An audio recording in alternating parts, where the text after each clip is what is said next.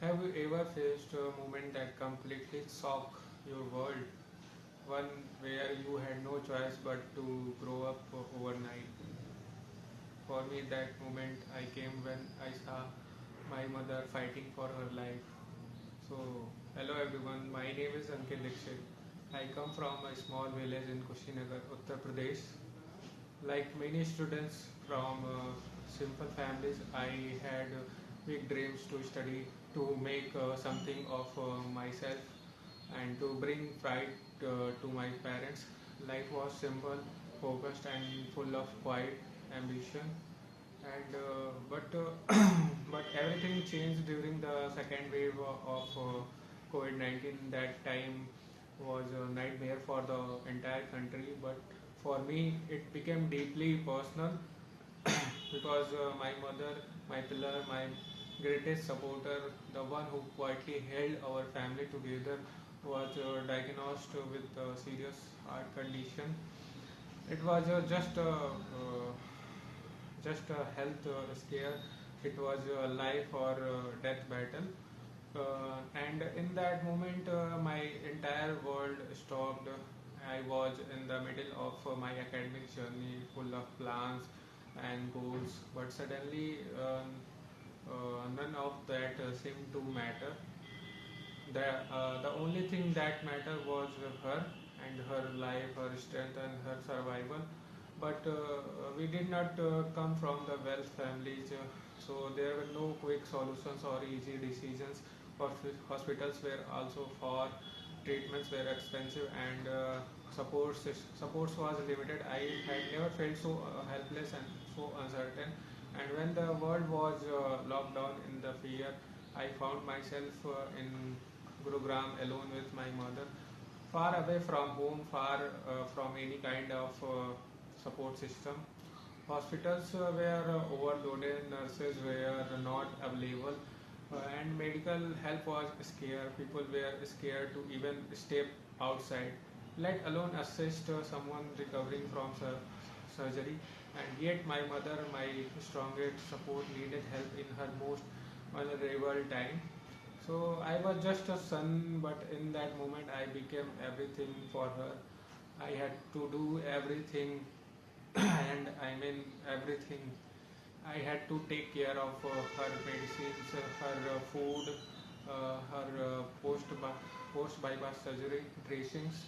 I became her caretaker and her emotional strength, her shadow in the hospital corridors. At the age of where many of my friends were preparing for competitive exams or moving into their careers, I was learning how to read medical prescriptions, how to comfort someone who was silently breaking, and how to hold back tears. And when I wanted to cry out loud, there were no female nurses, no helping hands, and I had to handle even the most and personal aspect of her recovery. So the kind of help which is a woman usually needs from another woman, but I did it. I did not hesitate because when it comes to your mother, there is no such thing as awkwardness or fear. There is only love and there is only duty. So for 2 full of months, I lived like that completely alone, managing the house, the medical emergencies, and my own emotional breakdowns. And yes, I broke down and I cried silently. I felt helpless, scared, and overwhelmed. So there were nights I could not sleep. I would sit by her side and wonder what if I lost her, what if I am not strong enough. So, but every morning I got up again. I chose to be strong because I had no choice. That year taught me lessons no classroom ever could. So I learned that the strength is not always loud. Sometimes strength is silent. It is in waking up every day, not knowing how things will turn out, but choose to showing up anyway. So it is in sitting beside your mother when she is too weak to speak and still managing a smile, so she does not lost hope. So there were nights I felt like breaking down, nights when I questioned why me, why now. But then I would look at her and I realized this was not about me. It was about being there for someone who had always been there for me. So that gap year could not have been broken me, but instead it built me. It made me more present, more resilient, more human. So when I finally returned to my academic path, I was not the same person anymore. I was just a student chasing marks or placement. I was a young man who had seen life in its rawest form. I had learned how to stay calm under pressure, how to prioritize what truly matters, and what most importantly, and how to fight not with the fist or words, but with heart. Today I am pursuing PGDM at Jaipuriya Institute of Management, Lucknow, and yes, I still carry the weight of the 1 year, but I also carry the strength it gave me in group project, in leadership roles, in everyday stress. I remember that if I could survive that storm, I can handle everything.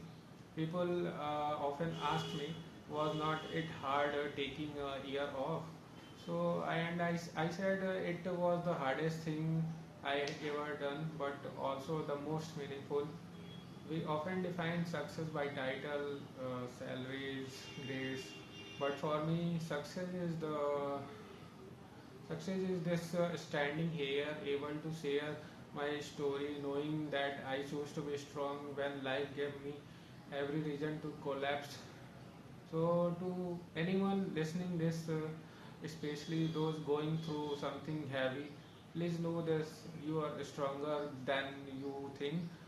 Your strength is not in avoiding pain, but in walking through it and still choosing love, still choosing hope.